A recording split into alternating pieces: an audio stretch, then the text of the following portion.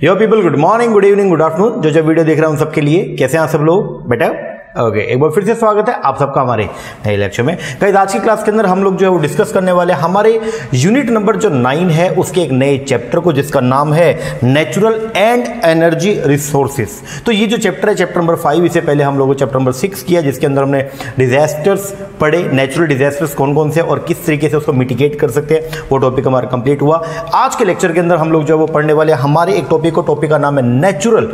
कौन कौन से ऐसे रिसोर्सेज हैं जो मदर नेचर ने प्रोवाइड करे हैं, natural resources and energy resources, तो उनके बारे में अपने को चर्चा करनी है। लगभग ये लगाइए कि 4 से 5 लेक्चर हम इसके ऊपर, इस चैप्टर के ऊपर जो है वो लगाने वाले हैं। 4 तो कम से कम लगेंगे, जिसके अंदर हम लोग जो है वो पढ़ेंगे कि नेचुरल रिसोर्सेज क्या होते हैं, कितने तरह के हैं, कौन से प्राइमरी हैं, कौन से सेकेंडरी हैं, फिर रिन्यूएबल रिसोर्सेज कौन से हैं, नॉन रिन्यूएबल कौन से हैं, और साथ में कुछ एक्स्ट्रा रिसोर्सेज के बारे में और भी हम चर्चा करने वाले हैं। तो आइएगा बिना किसी देरी के इसको चैप्टर नंबर 5 को हम लोग जो है वो स्टार्ट करते हैं। चैप्टर को स्टार्ट करने से पहले एक छोटी इन्फॉर्मेशन आपको देना चाहूंगा। अगर आप भी अपकमिंग एंटी एग्जाम की प्रिपरेशन कर रहे हैं तो उसके लिए हम लोग जो है वो ऑनलाइन बैच प्रोवाइड करवाते हैं।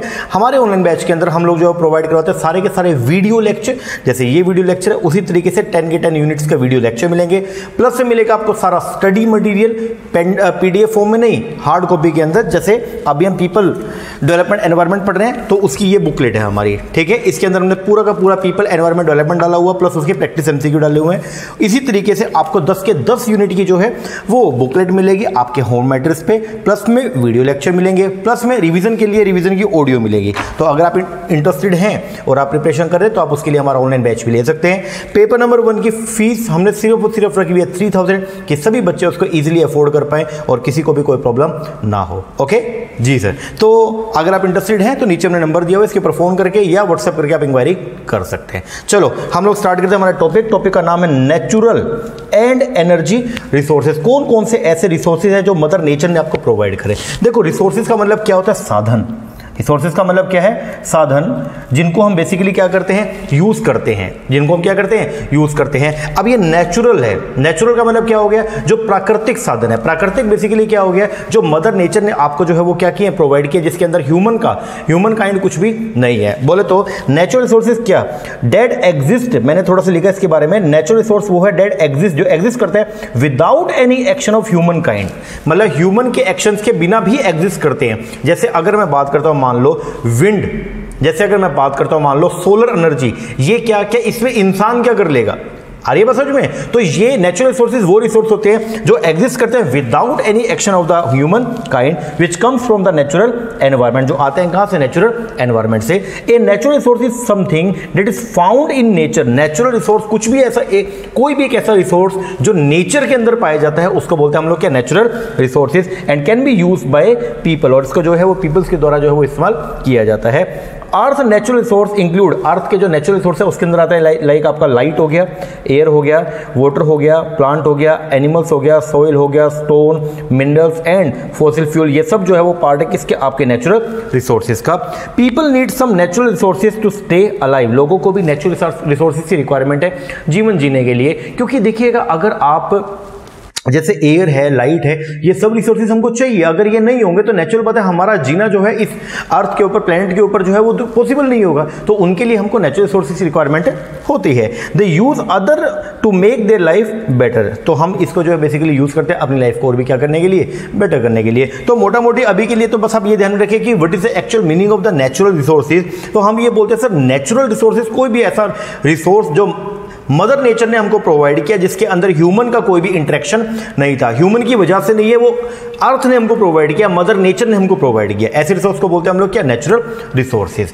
अब अगला क्वेश्चन यहाँ पे एक वर्ड आ रहा है एनर्जी। मैं आपको ये थोड़ा सा बताना चाहूंगा, क्योंकि रिसोर्सेज को जब हम यूज करते हैं तो हमको मिलती है उनसे एनर्जी, और एनर्जी ही है जिसके थ्रू हम कोई ना कोई क्या करते हैं? काम करते हैं। देखिएगा अगर मैं बात करता हूँ, मान लीजिए मैं खाने की बात करता हूँ, तो मदर नेचर ने हमको जो है मान लो फल प्रोवाइड किए, ठीक है। तो मदर नेचर से हमको जो है फ्रूट्स मिले, हमने उन फ्रूट्स को बेसिकली क्या किया? यूज किया, ठीक है। जब हम उस फ्रूट्स को हम क्या करेंगे, यूज करेंगे, तो हमको उससे क्या मिलेगी, एनर्जी, और एनर्जी मिलेगी तो एनर्जी के बेस पर हम कोई काम करने के लिए जो है वो क्या रहेंगे, तैयार रहेंगे। तो उसको बोलते हैं हम लोग क्या, एनर्जी क्या है। बेसिकली पहले ये देखते हैं कि एनर्जी क्या है।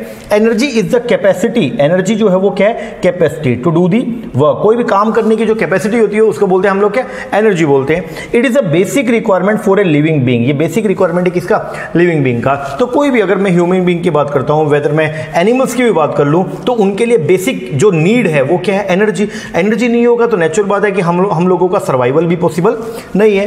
It is a basic requirement for a human being.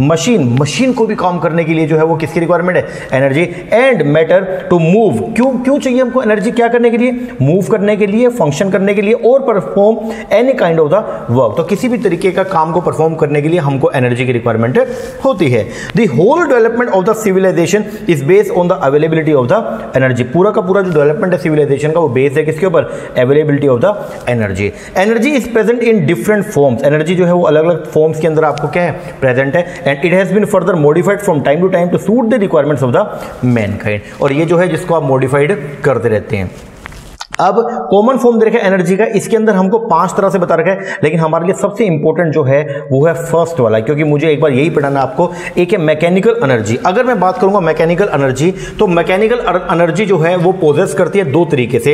एक तो होती है मोशंस की वजह से, जब कोई काम हो रहा है, जब कोई काम गतिशील नेचर का है, जिसमें कोई गति है, ठीक है, जिसके अंदर कोई मोशन है, उसकी वजह से एनर्जी मिलती है, उसको बोलते हैं क्या, एक तो है आपका कौन सा, मोशन एनर्जी, ठीक है। एक होता है पोजीशन की वजह से, जैसे मान लीजिए स्प्रिंग है, अगर स्प्रिंग को मैं क्या करूं, स्प्रेड कर दूंगा, आपका स्प्रिंग था, ये मान लीजिए एक स्प्रिंग है, ठीक है, ये स्प्रिंग है, अगर मैं इसको क्या कर दूंगा, मैं इसको भींच दूंगा, तो उसमें क्या रहेगा, वो अपनी पोजीशन की वजह से एक एनर्जी लेके बैठा है, जैसे उसको छोड़ा जाएगा तो वो एकदम क्या करेगा, ऊपर जाएगा। इसका मतलब क्या हो गया कि एनर्जी जो है, बेसिकली जो मैकेनिकल एनर्जी है, वो 2 तरीके से पोजेस करती है। एक होता है आपका कौन सा, पोजीशन की वजह से, और एक होता है किसका, मोशन की वजह से। जो मैं पढ़ाता हूं आपको, बोलते हैं mechanical energy of a body is the energy, वो एनर्जी है it possesses by virtue of its motion, जो किस वजह से है, मोशन की वजह से या फिर पोजीशन की वजह से। When A body is in motion, जब कोई बॉडी जो है वो किसके अंदर होती है, मोशन में होती है, इट पोजेस काइनेटिक एनर्जी, तो उसके अंदर होती है कौन सी, kinetic energy. And potential energy कौन सी है, ये वो एनर्जी है जो possess by the body due to its position, तो किसी रिसोर्स की पोजीशन की वजह से जो एनर्जी होती है उसको बोलते हैं आप लोग क्या, पोटेंशियल। और कोई रिसोर्स जो है, जो जिसके अंदर मोशन होता है, उसकी वजह से जो एनर्जी होती है उसको बोलते हैं आप लोग क्या, kinetic energy. For example, energy stored in A compress spring, एक स्प्रिंग है उसको आपने कंप्रेस कर रखा है, वो क्या है, वो एक पोटेंशियल एनर्जी है। क्यों, क्योंकि वो स्प्रिंग जो है आपने उसकी पोजीशन बना रखी है, आपने क्या कर रखी है, उसकी पोजीशन, स्प्रिंग था, आप उसको भींच दिया, अब क्या है, उसके अंदर एक एनर्जी है, एनर्जी के जैसे अगर आप उसको छोड़ेंगे तो एकदम क्या ऊपर को जाएगा, इसको बोलते हैं हम लोग क्या, ये कौन सी आपका, ये पोजीशनल, जो पोजीशन की वजह से जो आपको एनर्जी मिलती है उसको बोलते हैं पोजीशनल एनर्जी। तो ये ध्यान रखिएगा, मैकेनिकल एनर्जी 2 तरीके की है, एक है कौन सा जी आपका, एक है आपका काइनेटिक। काइनेटिक बोले तो जो मोशन की वजह से होती है, कोई काम की वजह से, जैसे मान लीजिए टरबाइन को आपने घुमाया, ठीक है, आपने टरबाइन को क्या किया, घुमाया, तो टरबाइन को घुमाने पर एक एनर्जी जनरेट हुई, तो उसको बोलते हैं मोशन एनर्जी। और डैम के अंदर इकट्ठा पानी पड़ा है, ठीक है, पानी इकट्ठा हो गया, जिसके थ्रू आप लोग क्या करते हैं, इलेक्ट्रिसिटी जनरेट कर रहे हैं, तो उसको बोलते हैं क्या, पोजीशन, क्योंकि पानी पड़ा है, उसमें कोई गतिशील नहीं है, ठीक है ना। तो ये थोड़ा ध्यान रखिएगा, एक है आपका मैकेनिकल में 2 है, एक है कौन सी, काइनेटिक, और एक है कौन सा, पोटेंशियल। इसके अलावा 4 दे रखिए, वो मैं आपको बाद में बताऊंगा। एक बार के लिए इसको यहीं पे छोड़ के आप आगे आएंगे, यहां पे देखो, law of conservation of energy, ये क्या बोलता है, ये बोलता है the total amount of the energy in the universe remains constant. बोलता है टोटल अमाउंट जो है एनर्जी का वो लगभग क्या है, वो कांस्टेंट है। बस क्या होता है कि कभी कोई एनर्जी कम होती है तो दूसरी बढ़ जाती है, कभी दूसरी कम होती है तो पहले वाली बढ़ जाती है। तो बोलता है कि टोटल अमाउंट जो है एनर्जी का वो जनरली क्या आपको मिलेगा, सेम मिलेगा। It change from one form to another, बस ये फॉर्म के अंदर चेंज होता रहेगा। बोलते हैं टोटल अमाउंट ऑफ एनर्जी जो है यूनिवर्स की remains constant and it changes, ये चेंज होता रहेगा from one form to another. For example, when water is stored in the dam at a height, जब वाटर को जो है वो आप हाइट के ऊपर स्टोर कर लेते हो, डैम के अंदर जो बड़े बड़े डैम्स बने हुए हैं जैसे भाखड़ा हो गया, इसमें जब हम स्टोर कर लेते हैं, इट पोजेस पोटेंशियल एनर्जी, क्योंकि वो पोजीशन की वजह से है। And when ever water fall, और जब पानी को आप टरबाइन के ऊपर छोड़ते हैं तो वहां से जो एनर्जी जनरेट होती है उसको बोलते हैं आप लोग को क्या, काइनेटिक एनर्जी। क्या बोलते हैं? Kinetic energy. ओके हाँ जी, तो पहली बात तो ये हो गया, देखो बोलता है कि पूरे यूनिवर्स की अगर हम बात करते हैं, यूनिवर्स के अंदर टोटल एनर्जी जो है वो क्या रहेगा? कांस्टेंट रहेगा, बट फॉर्म्स के अंदर क्या होता रहेगा? चेंज होते रहेगा। ये बात समझ में आ रही है? जी सर। तो एनर्जी बेसिकली हमने आपको बोला कि दो तरीके की, एक है कौन सा? काइनेटिक, जो मोशन की वजह से हो रहा है, जिसमें कुछ काम हो रहा है, और एक है पोजिशनल, जिसमें कोई काम नहीं हो रहा, पोजिशन की वजह से जो एनर्जी जनरेट होती है उसको बोलते हैं हम लोग क्या बोलेंगे? पोजिशनल एनर्जी या पोटेंशियल एनर्जी। अब अपने इंडिया के अंदर जो है ना, एनर्जी का जो लेखा जोखा रखती है कि अपने इंडिया के अंदर कितनी एनर्जी जो है जनरेट की गई, कितने मेगावाट एनर्जी जनरेट किया गया, उस सब के लिए जो है वो रिस्पॉन्सिबल है एक मिनिस्ट्री, उसका नाम है मिनिस्ट्री ऑफ पावर। अब मिनिस्ट्री ऑफ पावर ने जो है वो 31 मई 2020 को नया डेटा रिलीज किया और उन्होंने जो है वो बताया कि एनर्जी जो है उसके कौन कौन से सोर्स हैं और इस साल कितने परसेंट जो है वो एनर्जी इनसे जनरेट हुई है। तो टोटल जो कैपेसिटी रही है वो ये है, ये आपको याद करके जाना पड़ेगा, 37348 3,70,348 मेगावाट जो है वो एनर्जी की कैपेसिटी जो है वो रही है। ठीक है, 31 मई 2020 तक। ठीक है, और सोर्सेज जो रहे हैं वो कुछ ही हैं। सबसे ज्यादा जो एनर्जी है वो मिली है कहां से? कोल से। सबसे मेन जो सोर्स है एनर्जी का वो क्या है जी? कोल। कितना? 54.2%। फिर लार्ज हाइड्रो से, जो हाइड्रो एनर्जी है वो है आपका 12.4%। गैस से मिली है 6.7%, डीजल है 0.1%, न्यूक्लियर से 1.9%, लिग्नाइट से 1.7% एंड अदर रीन्यूएबल जो सोर्सेज है एनर्जी के उनसे मिले 26.6%। थोड़ा सा डेटा है जो आपको करना पड़ेगा जी, क्रैम, जो आपको लर्न करके जाना पड़ेगा। ओके, तो प्लीज रिक्वेस्ट है कि आप इसको ये याद जरूर कर लीजिएगा। तो ये एकदम लेटेस्ट डेट है 31 मई 2020 को, और बता रखा है आपको कैपेसिटी जो है वो क्या थी? 37348 मेगावाट जो है वो एनर्जी की कैपेसिटी बेसिकली जो है वो नोट की गई है। और सबसे ज्यादा सबसे बड़ा जो लार्जेस्ट जो सोर्स है एनर्जी का अपने इंडिया के अंदर, वो शेयर क्या माना गया है? 54.2%। और वो क्या है? किसका? कोल का। ये थोड़ा सा आपको ध्यान रखना पड़ेगा। ओके हाँ जी, चलो जी आगे बढ़ते हैं। अब बोलते हैं एनर्जी जो है बेसिकली दो तरीके की होती है, एक होती है जो आपका प्राइमरी, एक है कौन सा? सेकेंडरी। और जो प्राइमरी एनर्जी है वो दो तरीके की है, एक है रिन्यूएबल, एक है कौन सा? Non renewable. एक एक करके पढ़ेंगे। सबसे पहले बात करते हैं primary energy forms is directly found in nature. Primary energy वो है जो डायरेक्टली नेचर के अंदर पाई जाती है, उसको बोलते हैं आप लोग क्या? प्राइमरी। और जब प्राइमरी एनर्जी को कहीं पे लगा देते हैं, वहां से जो एनर्जी अराइज होती है उसको बोलते हैं हम लोग क्या? सेकेंडरी। पढ़ेंगे। प्राइमरी एनर्जी जो है वो फॉर्म होती है directly found in the nature, वो आपको नेचर के अंदर जो है वो मिलेगी, such as coal and the sunlight. This energy can be renewable. Primary energy जो है वो दो तरह की हो सकती है, रिन्यूएबल भी हो सकती है एंड नॉन रिन्यूएबल भी हो सकती है। When primary energy form is converted into some convenient form of energy, जब प्राइमरी एनर्जी को आप किसी कन्वीनियंट फॉर्म ऑफ एनर्जी में आप क्या करते हैं? कन्वर्ट करते हैं, उसको बोलते हैं हम आप लोग क्या? Secondary energy. दोबारा बोल रहा हूं, व्हेन, जब कभी हम प्राइमरी एनर्जी फॉर्म को उसको कन्वर्ट करते हैं किसके अंदर? Into some convenient form of energy में। प्राइमरी को किसी कन्वीनियंट फॉर्म ऑफ एनर्जी में कन्वर्ट करते हैं तो उसको बोलते हैं हम लोग क्या? Secondary energy. ओके हाँ जी, एग्जांपल करके लाइक कोल या सनलाइट, अगर उसको कन्वर्ट, कोल या सनलाइट जो है वो बेसिकली क्या? प्राइमरी एनर्जी है। जब कोल या सनलाइट को हम कन्वर्ट करेंगे किसमें? इलेक्ट्रिकल एनर्जी में, तो वो बन जाएगा क्या? Secondary. Which can be consume in the home और इंडस्ट्री, तो इसको बोलेंगे हम लोग क्या? Secondary energy. ओके हाँ जी। अब जो प्राइमरी एनर्जी है वो दो तरीके की है, एक है आपका कौन सा? रिन्यूएबल नेचर का, एक है कौन सा? Non renewable. तो रिन्यूएबल या नॉन रिन्यूएबल के अंदर क्या डिफरेंस है? देखो, नॉन रिन्यूएबल नेचर की जो एनर्जी है वो एक ऐसी एनर्जी है बेसिकली जिसको दोबारा से रिप्रोड्यूस नहीं किया जा सकता। लेकिन अगर मैं बात करूंगा किसका? रिन्यूएबल का, वो है जो इसको आप दोबारा से रिन्यू कर सकते हैं, जिसको दोबारा से रिप्रोड्यूस कर सकते हैं। तो आज के लेक्चर के अंदर हम लोग ओनली पढ़ेंगे नॉन रिन्यूएबल नेचर का, और अगले दो लेक्चर में पढ़ेंगे कौन कौन सी? रिन्यूएबल नेचर की। चलो हम लोग शुरुआत करते हैं। सबसे पहले बात करते हैं किसका? Non renewable energy sources. वो सारे एनर्जी सोर्स जो कैसे हैं? नॉन रिन्यूएबल नेचर के हैं, बोले तो जिनको आप रिन्यू नहीं कर सकते हैं। तो बोलते हैं a non renewable resource is a natural resource. ये वो नेचुरल रिसोर्स है that can not B reproduce, जिसको आप दोबारा से रिप्रोड्यूस नहीं कर सकते हैं। ग्रोन, जिसको आप दोबारा से ग्रो नहीं कर सकते हैं। Which can not be generate, जिसको दोबारा से जनरेट नहीं कर सकते हैं। And that which can not be used on a scale which can sustain its consumption rate। However once it is deplete, एक बार अगर ये क्या हो गए, खत्म हो गए, there is no more available for the future need, तो फिर आगे जो है फ्यूचर नीड के लिए इनकी जो है वो अवेलेबिलिटी आपको नहीं मिलेगी। वो सब resources that are consumed much faster than the nature can create them are also considered as a non renewable. वो सारे रिसोर्स जो बनते तो हैं लेकिन उनका अगर कंजम्पशन बहुत ज्यादा हो रहा है और बनने की जो उनकी रेट है वो बहुत कम है, तो उनको भी किस कैटेगरी में डाला गया, नॉन रिन्यूएबल नेचर का। They basically consist of fossil fuel, इसके अंदर जनरली जो देखने को मिलते हैं वो है कौन से आपके, फॉसिल फ्यूल। ओके, हाँ जी, अब बात करते हैं थोड़ा फॉसिल फ्यूल के बारे में। फॉसिल फ्यूल क्या होते हैं? Fossil fuel consist of oil and coal, इसके अंदर जनरली हम लोग जो है वो ऑयल को, कोल को लेके चलते हैं, हालांकि एक और भी है नेचुरल जो गैसेज है उसको भी यहाँ पे लेके चलते हैं, हालांकि वो फॉसिल फ्यूल का पार्ट नहीं है, ये ध्यान रखना। तो फॉसिल फ्यूल में दो को लेके चलते हैं, एक है ऑयल, क्रूड ऑयल जो कच्चा तेल है वो, और एक है कौन सा, coal. They are preferred for the following main reason, सबसे पहला ये इनको प्रेफर किया जाता है इन रीजन की वजह से। Number one, they have high calorific value, इनकी जो कैलोरीफिक वैल्यू है वो बहुत हाई होती है। बोले तो ये बहुत ही ज्वलनशील होते हैं, इनमें आग बहुत जल्दी लगती है। बोले तो heat produce by the complete combustion of a specified quantity of it. Calorific value का मतलब क्या होता है कि इनका जो हीट प्रोड्यूस होती है इनसे, इनको क्या करने पर, इनको कंबंशन करने पर, इनको जलाने पर जो हीट जनरेट होती है वो बहुत ही हाई क्वांटिटी, हाई अमाउंट के अंदर होती है। तो सबसे फॉसिल फ्यूल को सबसे ज्यादा क्यों यूज करते हैं भाई? देखो, एक तो आपने किसी चीज में आग लगानी हो, अगर उसके अंदर आप पेट्रोल डाल देंगे, उसके अंदर आप डीजल डाल देंगे तो आग बहुत जल्दी से पकड़ता है, इसलिए बोलते हैं कि उनके जो कैलोरीफिक वैल्यू है वो बहुत ही क्या होती है, ज्यादा। तो आपको बस ये ध्यान रखना पड़ेगा कि फॉसिल फ्यूल को हम लोग पसंद ज्यादा क्यों करते हैं, तो उसके पीछे का रीजन ये कि उनकी जो कैलोरीफिक वैल्यू है बहुत ही क्या होती है, ज्यादा है। They have the high calorific value. दूसरा, इनको यूज करने की जो टेक्नोलॉजी वो भी अवेलेबल है। The technology is available to exploit these resource. यहां पे एक्सप्लॉइट का मतलब क्या है, जनरली यूज, कि उनको यूज करने की जो टेक्निक है वो हमारे पास अवेलेबल है, तो इनका यूज बहुत ही ईजी है।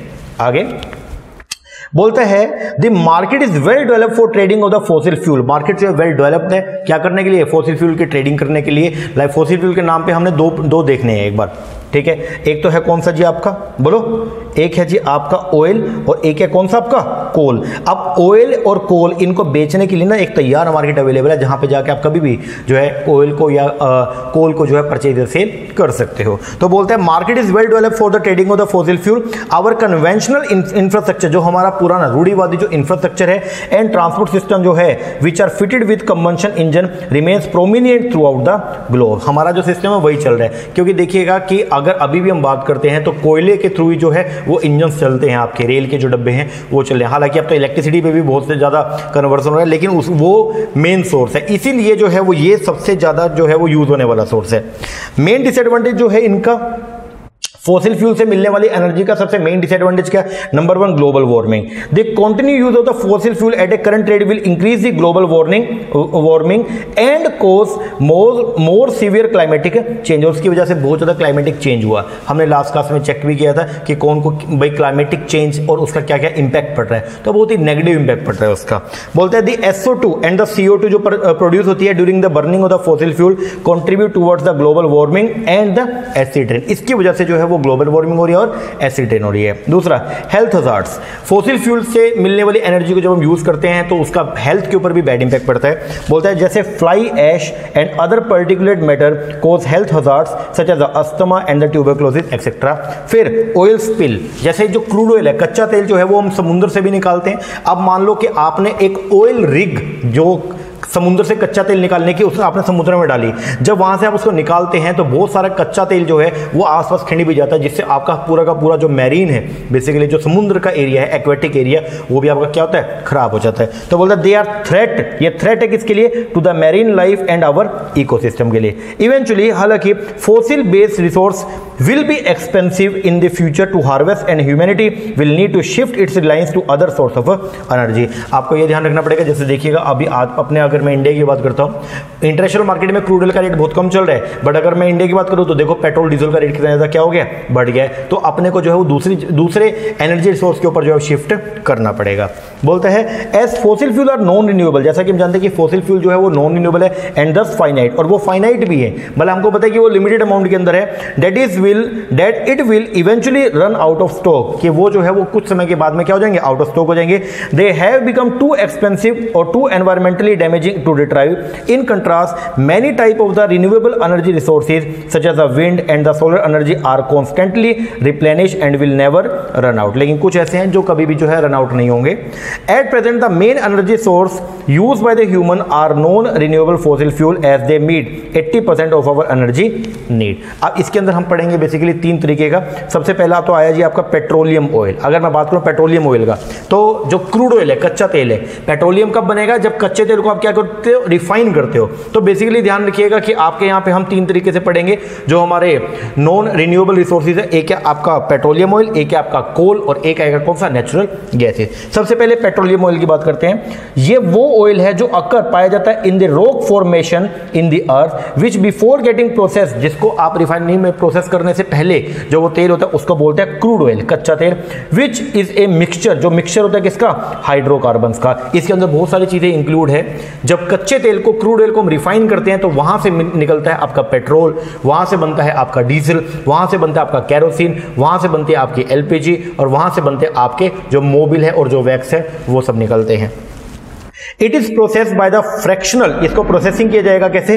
Bye fractional distillation and transported to the point of consumption. पहले उसको जो है वो डिस्टिलेशन के थ्रू हम उसको क्या करते हैं? उसको हम प्रोसेस करते हैं. देन जहां पे उसकी यूज होती है वहां पे उसको क्या करते हैं? ट्रांसफर करते हैं. पेट्रोलियम के बाद दूसरा आता है जी क्या? कोल. कोल क्या है? कोल इज ए ब्लैक और ब्राउन कार्बोनेक्यूस सेडिमेंट्री रॉक है formed by the combustion of partially decompose plant material. तो वो सारे जो डिकम्पोज प्लांट मटेरियल है तो उनकी वजह से जो है वो ये पाया जाता है. जो आपके जैसे बेसिकली मान लो पेड़ हैं, जब वो सड़ जाते हैं तो उनसे जो है वो निकलता है आपका क्या? Coal. It takes millions of year, बहुत सालों साल लगते हैं to form from the decayed plant. जो सड़े हुए जो प्लांट है, जो पौधे हैं, उनसे बनने में इसको बहुत ही सालों साल लगते हैं. The process of the formation the coal is termed as the coalification. तो ये जो आपका कोल, जो कोयला है, उसके बनने का जो प्रोसेस होता है उसको बोलते हैं कोइलिफिकेशन. Coal provide 30.3% of the global primary energy need and generate 42% of the world electricity. India के अंदर 70 से 80% ऑफ द इलेक्ट्रिसिटी वो प्रोड्यूस होती है कैसे? By burning coal. Amount of the energy in the coal is express in the BTU. जो अपना amount है भाई, अमाउंट ऑफ एनर्जी कि कोल के अंदर कितनी एनर्जी है. अब कोल भी चार तरीके का है. अब कौन से कोल में कितनी एनर्जी है वो डिपेंड करता है किसके ऊपर? BTU के ऊपर. BTU बोलते हैं ब्रिटिश थर्मल यूनिट. ये एक मेजरमेंट का मार्क है कि आप जो हम कोल यूज कर रहे हैं उस कोल के अंदर कितनी एनर्जी पाई जाती है. तो बोलते हैं अमाउंट ऑफ एनर्जी जो है ना, अमाउंट ऑफ एनर्जी कोल के अंदर उसको एक्सप्रेस किया जाएगा in the British thermal unit per pound. A BTU is the amount of the heat produce required to raise the temperature of 1 pound of the water by 1 degree ये Fahrenheit. Higher the carbon content, जितना coal के अंदर carbon content जो है वो क्या पाएगा? Higher होगा. Higher is the calorific value, और उतना उसकी हीट प्रोड्यूसिंग कैपेसिटी जो है वो क्या रहेगी? ज्यादा रहेगी. एंड इट्स क्वालिटी, और उतना उसका क्वालिटी जो है वो क्या रहेगा? ज्यादा. तो ये ध्यान रखना कि अगर कोल के अंदर जितना हायर कार्बन कंटेंट पाएगा उतना ही उसका कैलोरीफिक वैल्यू जो है वो क्या होगी? ज्यादा. बोलते हो हीट प्रोड्यूसिंग वैल्यू ज्यादा होगी एंड उसकी क्वांटिटी भी जो है वो क्वालिटी जो है वो भी क्या होगी? बेटर होगी. तो इसके ग्रेडिंग के बेस पर, कार्बन कंटेंट के बेस पर जो है वो कोल को 4 पार्ट में डिवाइड किया गया. सबसे जो घटिया वाला जो कोल है उसको बोलते हैं पीट. पीट क्या है? Peat is not a typical variety of coal. The carbon content इसमें ओनली 50 से 60% होता है. ये थोड़ा याद करके जाना पड़ेगा कि पीट के अंदर कार्बन कंटेंट जो है 50 से 60% है. Under condition of temperature and pressure it convert into lignite. बाद में इसको जो है कन्वर्ट किया था किसमें? लिग्नाइट में. आगे बिटुमिनस के अंदर एंड सब्सिक्वेंटली किसके अंदर? सबसे हाई क्वालिटी का जो कोल होता है उसको बोलते हैं क्या? एंथ्रासाइट के अंदर. The carbon content increase in subsequent stage, और धीरे धीरे हर स्टेज पे, स्टेज बाय स्टेज जो है कार्बन कंटेंट आपका बढ़ते जाता है. सेकंड नंबर पे जो है वो है आपका लिग्नाइट. लिग्नाइट या फिर ब्राउन कोल बोलते हैं इसको. ये वो है जिसके अंदर कार्बन कंटेंट जो 70% पाया जाता है. It contains 70% of the carbon and is found in geographically young mines. The lowest rank of the coal with the high moisture content. आगे फिर नेक्स्ट जो है वो है कौन सा? बिटुमिनस. इसके अंदर ये इसको सॉफ्ट कोल बोलते हैं, थोड़ा याद करके जाना. बिटुमिनस कोल को बोलते हैं हम लोग क्या? सॉफ्ट कोल. और इस कोल के अंदर जो कार्बन कंटेंट पाया जाता है वो 80% पाया जाता है. और सबसे हाई क्वालिटी का जो कोल है, जो कोयला है, वो है कौन सा? Anthracite coal. ये क्या? ये बेस्ट क्वालिटी कोल है एंड इसके अंदर 90 से 95% कार्बन पाया जाता है एंड अराउंड 5% वोलेटाइल मैटर पाया जाता है. तो ये आप थोड़ा ध्यान रखिएगा कि कोल जो है वो कितने कितने तरीके का है. अब कोल का जो कैटेगराइजेशन वो डिपेंड करता है किसके ऊपर? आपके कार्बन कंटेंट के ऊपर. जितना कार्बन कंटेंट बेटर ज्यादा होगा उतना ही उसके अंदर जो कैलोरीफिक वैल्यू है वो क्या होगी? ज्यादा. हीट प्रोड्यूसिंग वैल्यू ज्यादा, और उतनी उसकी क्वालिटी क्या होगी?